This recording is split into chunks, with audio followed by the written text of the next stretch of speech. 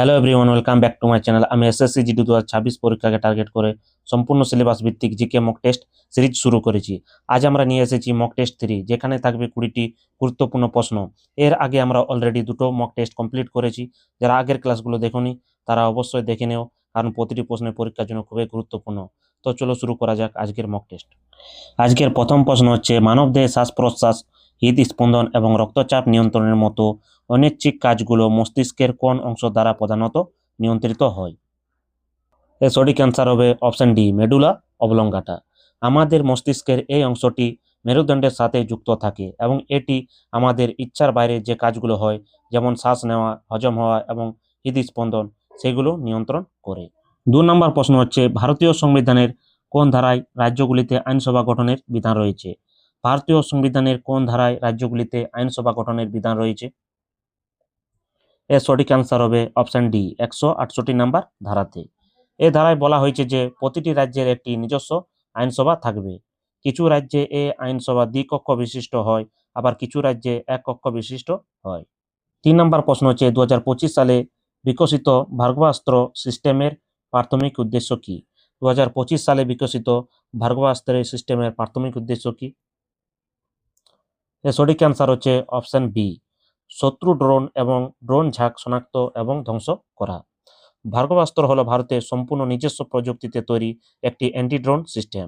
এটি আকাশে থাকা শত্রুপক্ষের ড্রোন বা একসাথে উড়ে আসা ড্রোনের ঝাঁককে রাডারের মাধ্যমে খুঁজে সহজেই চিনে নিয়ে ধ্বংস করতে পারে। 4 নম্বর প্রশ্ন হচ্ছে, নিচের কোনটি একটি অবন্ধ বাদ্যযন্ত্রের উদাহরণ? নিচের কোনটি একটি অবন্ধ বাদ্যযন্ত্রের উদাহরণ? এর সঠিক অ্যান্সার হচ্ছে অপশন সি, তাবলা। প্রাচীন ভারতীয় সঙ্গীতশাস্ত্রে বাদ্যযন্ত্রকে মূলত 4টি প্রধান শ্রেণীতে ভাগ করা হয়েছে। এর মধ্যে অবন্ধ বাদ্যযন্ত্র বলতে সেই সমস্ত বাদ্যযন্ত্রকে বোঝায় যেগুলোর মুখ বা ফাঁপা অংশ পশুর চামড়া দিয়ে ঢাকা থাকে এবং যেটিতে হাত বা কাঠি দিয়ে আঘাত করে শব্দ বা সুর সৃষ্টি করা হয়। 5 নম্বর প্রশ্ন হচ্ছে, এশিয়ান গেমস ফেডারেশন নতুন দিল্লিতে কবে উদ্বোধন করা হয়েছিল? এশিয়ান গেমস ফেডারেশন নতুন দিল্লিতে কবে উদ্বোধন করা হয়েছিল? এর সঠিক অ্যান্সার হচ্ছে অপশন বি, 1949 সালে। এশিয়ান গেমস ফেডারেশন 1949 সালে 13 ফেব্রুয়ারি নতুন দিল্লিতে প্রতিষ্ঠিত করা হয়েছিল।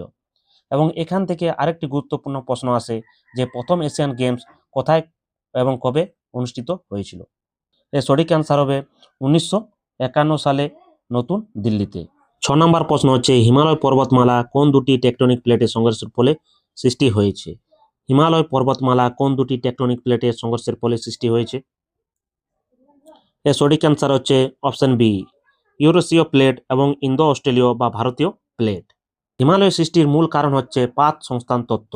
দুটি পাত, ভারতীয় ও ইউরোপীয় পাতের মাঝখানে অতীতে টেথিস সাগর ছিল, যা প্রায় 5 থেকে 6 কোটি বছর আগে ভারতীয় প্লেট ও ইউরোপীয় প্লেটের সংঘর্ষ লাগে। ফলে টেথিস সাগরের তলদেশের পলি ও শিলা ভাঁজ খেয়ে উপরে উঠে যায়, যার ফলে সৃষ্টি হয় হিমালয়ের। 7 নম্বর প্রশ্ন হচ্ছে, ভারতের কৃষি এবং গ্রামীণ উন্নয়নের জন্য ঋণ প্রদানকারী শীর্ষ আর্থিক প্রতিষ্ঠান কোনটি? ভারতের কৃষি এবং গ্রামীণ উন্নয়নের জন্য ঋণ প্রদানকারী শীর্ষ আর্থিক প্রতিষ্ঠান কোনটি? এর সঠিক অ্যান্সার হচ্ছে অপশন সি, নাবার্ড। 8 নম্বর প্রশ্ন হচ্ছে, গৌতম বুদ্ধের মৃত্যুর পর প্রথম বৌদ্ধ মহাসংগীতি বা ফার্স্ট বুদ্ধিস্ট কাউন্সিল কোথায় অনুষ্ঠিত হয়েছিল? এর সঠিক অ্যান্সার হচ্ছে অপশন ডি, রাজগৃহ। গৌতম বুদ্ধের মৃত্যুর পর 883 খ্রিস্টপূর্বাব্দে মগধের রাজা অজাতশত্রু এর পৃষ্ঠপোষকতায় ফার্স্ট বুদ্ধিস্ট কাউন্সিল অনুষ্ঠিত হয়, যার সভাপতিত্ব করেন ঋষি মহাকাশ্যপ, এবং যেটা হয়েছিল কোথায়? বৈশালীতে। 9 নম্বর প্রশ্ন হচ্ছে, 2025 সালে ভারতের মহাকাশ গবেষণা সংস্থা ইসরো এবং আমেরিকার মহাকাশ গবেষণা সংস্থা নাসার যৌথ উদ্যোগে কোন রাডার ইমেজিং স্যাটেলাইটটি মহাকাশে উৎক্ষেপণ করা হয়? এর সঠিক অ্যান্সার হচ্ছে অপশন বি, নিসার। 10 নম্বর প্রশ্ন হচ্ছে, ভিল উপজাতির বিখ্যাত ভাগোরিয়া উৎসব মূলত কোন রাজ্যে পালিত হয়? ভিল উপজাতির বিখ্যাত ভাগোরিয়া উৎসব মূলত কোন রাজ্যে পালিত হয়? এর সঠিক অ্যান্সার হচ্ছে অপশন এ, মধ্যপ্রদেশ। 11 নম্বর প্রশ্ন হচ্ছে, মহারাষ্ট্রের বুলধানা জেলায় অবস্থিত বিখ্যাত লোনার হ্রদ সম্পর্কে নিচের কোন ভৌগোলিক এবং বৈজ্ঞানিক তথ্যটি সম্পূর্ণ সঠিক? এর সঠিক অ্যান্সার হবে অপশন বি, এটি পৃথিবীর একমাত্র ব্যাসল্ট শিলায় গঠিত উল্কাপাত সৃষ্ট ক্রেটার লেক। লোনার হ্রদ হল পৃথিবীর একমাত্র হ্রদ যা ব্যাসল্ট পাথরের উপর উল্কাপাতের ফলে সৃষ্ট হয়েছে। প্রায় 50,000-এরও বেশি আগে মহাকাশ থেকে একটি বিশাল উল্কাপিণ্ড এসে মহারাষ্ট্রের এই জায়গায় আছড়ে পড়ে এবং এই বিশাল গর্ত বা ক্রেটার সৃষ্টি হয়। এবং এই হ্রদের আরেকটি বিচিত্র বৈশিষ্ট্য হচ্ছে জল একের সঙ্গে লবণাক্ত ও ক্ষারকীয় দুটোই। 12 নম্বর প্রশ্ন হচ্ছে ভারতীয় সংবিধানের কত নম্বর অনুচ্ছেদে নির্বাচন কমিশন এর গঠন ও ক্ষমতা সম্পর্কে আলোচনা করা হয়েছে? এর সঠিক অ্যান্সার হচ্ছে অপশন সি, অনুচ্ছেদ 324-এ। 13 নম্বর প্রশ্ন হচ্ছে স্কট মিশনের স্যাটেলাইটটি কবে সফলভাবে কক্ষপথে উৎক্ষেপণ করা হয়েছে? স্কট মিশনের স্যাটেলাইটটি কবে সফলভাবে কক্ষপথে উৎক্ষেপণ করা হয়েছে? এর সঠিক অ্যান্সার হচ্ছে অপশন বি, 15 জানুয়ারি 2025-এ।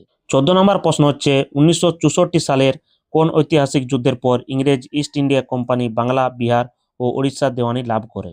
এর সঠিক অ্যান্সার হচ্ছে অপশন বি, বক্সারের যুদ্ধের পর। 15 নম্বর প্রশ্ন হচ্ছে পণ্ডিত বিরজু মহারাজ ভারতের কোন শাস্ত্রীয় নৃত্যের একজন কিংবদন্তি শিল্পী ছিলেন?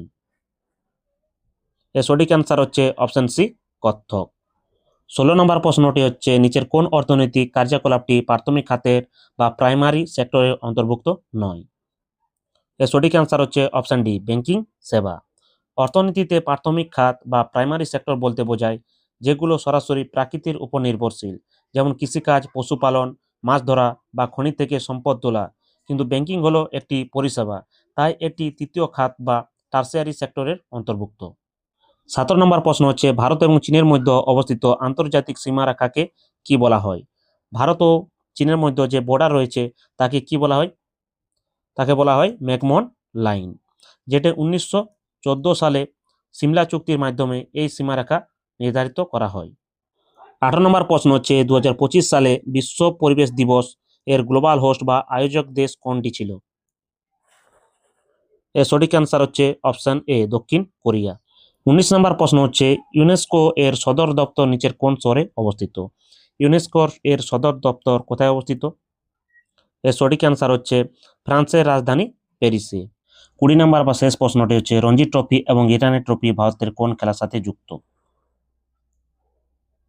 এর সঠিক অ্যান্সার হবে অপশন ডি, ক্রিকেট। তো ফ্রেন্ডস, আজকের মক টেস্ট এখানে শেষ। তোমার স্কোর কত হলো কমেন্ট করে জানাও, আর আগামী মক টেস্ট মিস না করতে এই চ্যানেলটা সাবস্ক্রাইব করে বেল আইকনটি প্রেস করে দাও। দেখা হবে পরবর্তী ক্লাসে নতুন 20টি গুরুত্বপূর্ণ প্রশ্ন নিয়ে। জয় হিন্দ।